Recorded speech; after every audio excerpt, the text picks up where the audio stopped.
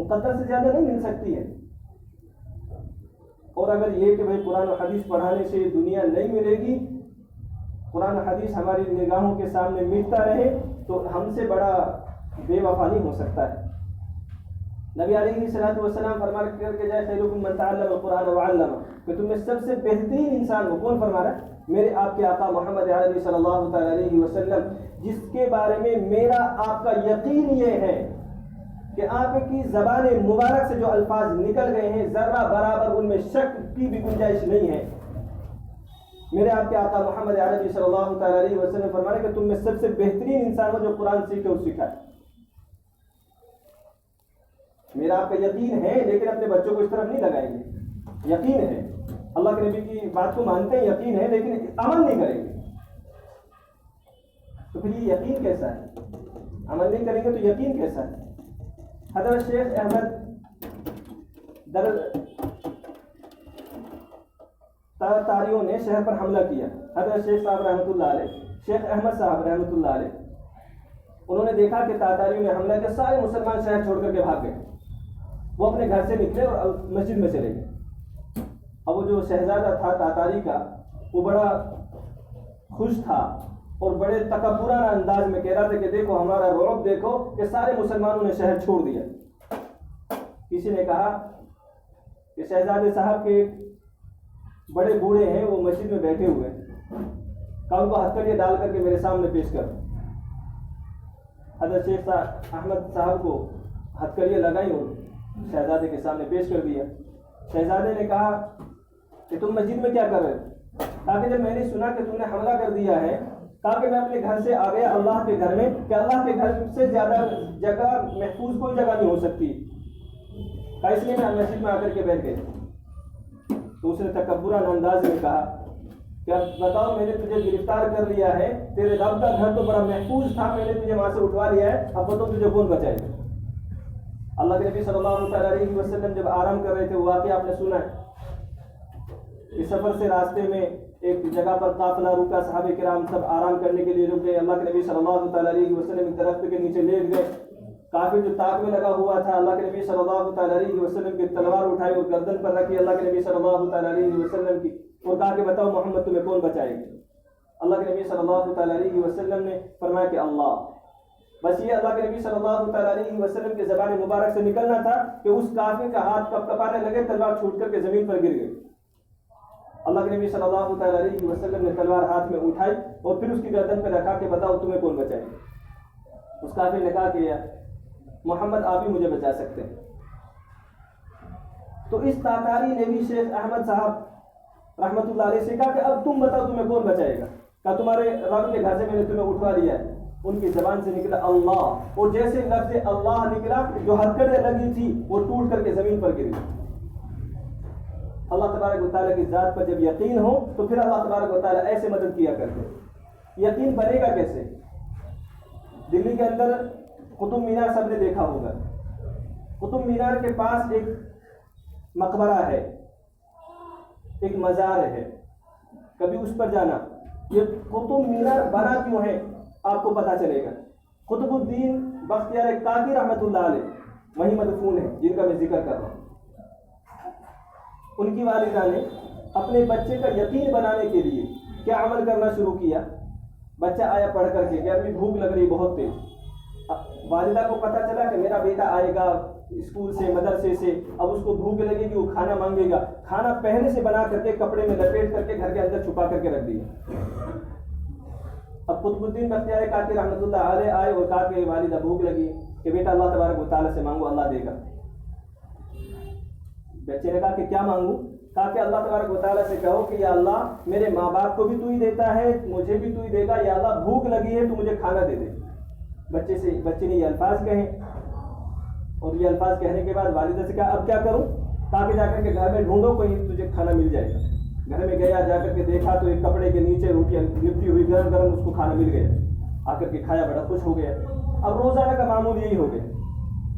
آتا تھا روزانہ دعا کرتا تھا اللہ تبارک و تعالیٰ سے. پھر بچہ سوال کیا کرتا تھا اپنے والدین سے کہ ہم اللہ سے مانگتے ہیں، آپ کو بھی اللہ دیتا ہے، مجھے بھی اللہ دیتا ہے، باقی سب لوگوں کو بھی اللہ دیتا ہے، جانوروں کو بھی اللہ دیتا ہے. اب اس کا یقین اللہ تبارک و تعالیٰ کی ذات پر ہونے لگا. اب وہ سوال کرنے لگا، اللہ تبارک و تعالیٰ سے محبت پیدا ہونی شروع ہو گئی.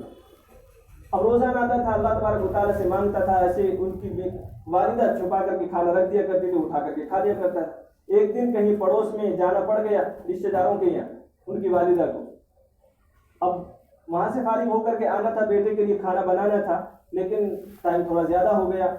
وہاں سے جلدی جلدی چلی، تیز تیز قدم سے چل رہی ہے اور اللہ تبارک و تعالیٰ سے دعا بھی کر رہی ہے کہ یا اللہ میرے بیٹے کا یقین خراب نہ ہو جائے. کہ میں نے حیلہ بنایا تھا اپنے بیٹے کا یقین بنانے کے لیے، یا اللہ میرے بیٹے کا یقین خراب نہ. یہ دعا کرتی ہوں وہاں سے تیز تیز قدموں سے آ رہی. جب گھر آئی دیکھا کہ بیٹا آرام سے سویا ہوا. جلدی جلدی کھانا بنایا، کھانا بنا کر کے بیٹے کو اٹھایا کہ بیٹا بھوک لگی ہو کھانا کھا لو. کہ نہیں والدہ مجھے بھوک نہیں لگی. تو بیٹا کہ میرے ساتھ یہ ہوا کہ میں آیا، میں نے اللہ تبارک و تعالیٰ سے دعا کی، میں گیا تو مجھے کھانا ملا اور کہا کہ آج جو کھانے میں مزہ آیا تھا آج سے پہلے اس کھانے میں کبھی ایسا مزہ آیا ہی نہیں. اللہ تبارک و تعالیٰ کا شکر ادا کیا کہ یا اللہ تو نے میرے بیٹے کے یقین کو رکھ لیا. پہلے ماں باپ ایسے اپنے بچوں کا یقین بنایا کرتے تھے، ہمارا خود کا یقین بنا ہوا نہیں ہے تو ہم اپنے بچوں کا یقین کیسے بنائیں؟ پہلے اپنا یقین تو صحیح کریں تبھی تو بچوں کا یقین صحیح ہوگا. اس لیے یقین کے اوپر سب سے زیادہ محنت جو آج دور چل رہا ہے، سب سے بڑا جو حملہ ہے ہمارے اوپر کسی چیز کے اوپر نہیں کہ مسجد یہ کسی کے اوپر نہیں، صرف ہمارے ایمان کے اوپر ہے، ہمارے یقین کے اوپر ہے. آج جو سب سے زیادہ انسان کو محنت کرنی کس چیز پر؟ اسباب کا انکار کرنا ہے. سب سے زیادہ اسباب کا انکار کرنا ہے. کاروبار سے نہیں ہوتا. میری ترقی، میرے گھر، میری ضرورتیں میرے پیسوں سے پوری نہیں ہوتی. آج تو بیوی بچوں کا بھی یقین یہی ہے کہ ہمارے باپ ہے، کمائیں گے، باپ نہیں ہوں گے تو کمائیں گے کہاں سے، ملے گا کہاں سے، کھائیں گے کہاں سے.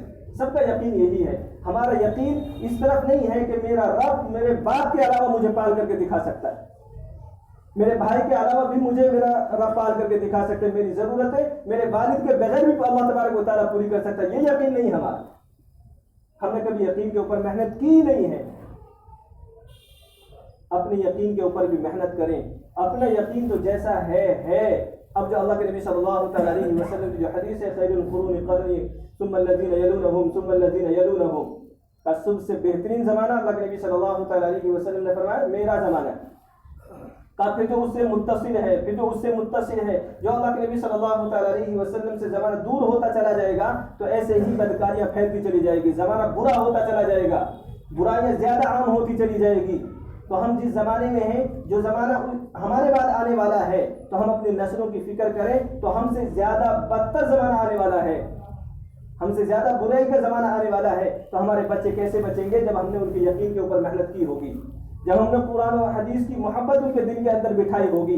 ہم نے ان کے دل کے اندر بٹھائی ہے محبت، تو ہم نے اسکولوں کی محبت بٹھائی ہے، ہم نے ان کے دلوں کے اندر محبت بٹھائی ہے. تو بیٹا 20 سال کا ہوا نہیں ہے کہ بیٹا کاروبار کرنا ہے، کمانا ہے، کمائے گا نہیں تو ضرورتیں کہاں سے پوری ہوگی. ہم نے محبت بٹھائی ہے. تو یہ نہیں بٹھائی ہے کہ بیٹا رب سے مانگو گے رب پوری کرے گا. ایسا نہیں کہ ہاتھ پہ ہاتھ رکھ کر کے بیٹھ جائے. ہاتھ پیر ہلانا بھی ضروری ہے کرنے کے لیے، لیکن اس ہاتھ پیر ہلانے سے یقین نہیں کرنا ہے کہ اسی سے ہوگا، اس سے نہیں ہوگا، بلکہ ہمارے رب کے کرنے سے ہوگا. رب چاہے گا تو ضرورتیں پوری ہوگی، رب نہیں چاہے گا تو ضرورتیں پوری نہیں ہو سکتی، چاہے ساری دنیا کے بادشاہ کیوں نہ مل کر کے بن جائے، نہیں ہو سکتی. یہ یقین میرا بھی ہو، میں کوشش کروں میری اولادوں کا بھی ہو.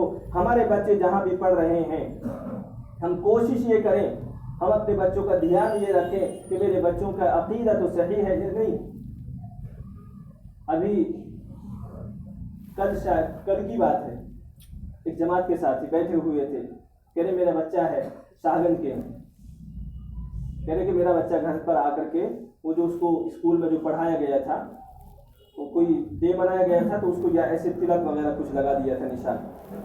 تو اس کے گھر والوں نے دیکھا، مسلمان تھے تو جماعت کے بھی ساتھی تھے، تو انہوں نے اس کو صاف کیا. تو بچہ کیا کہہ رہا، نہیں اسکول والوں نے لگایا، اس کو صاف کرنے کی ضرورت نہیں، اس کو صاف مت کریے. یہ ہمارے بچوں کا یقین بنایا جا رہا ہے. ہمیں فکر نہیں ہے اپنے بچوں کو کہ ہمارے بچے کس طرف جا رہے ہیں. اس مشغولی بھری زندگی میں تھوڑا سا سوچیں، اپنے آپ کو روک کر کے کہ ہمارے بچے جن کے لیے ہم نہ دن دیکھتے ہیں نہ رات دیکھتے ہیں، نہ سردی نہ گرمی نہ برسات، کچھ بھی نہیں دیکھتے، اپنے بچوں کی ضرورتیں پوری کرنے کے لیے سب کچھ کرنے کے لیے تیار ہے ایک ماں باپ، لیکن اگر وہ بچہ ہمارے دین پر ہی باقی نہ رہے تو پھر ہماری ساری محنتیں بیکار۔ اس لیے فکر کرے اپنے دین کی بھی، اپنے بچوں کی بھی۔ اللہ تبارک و تعالی مجھے آپ کو کرنا آسان فرمائے۔ وآخر دعوانا الحمدللہ رب العالمین۔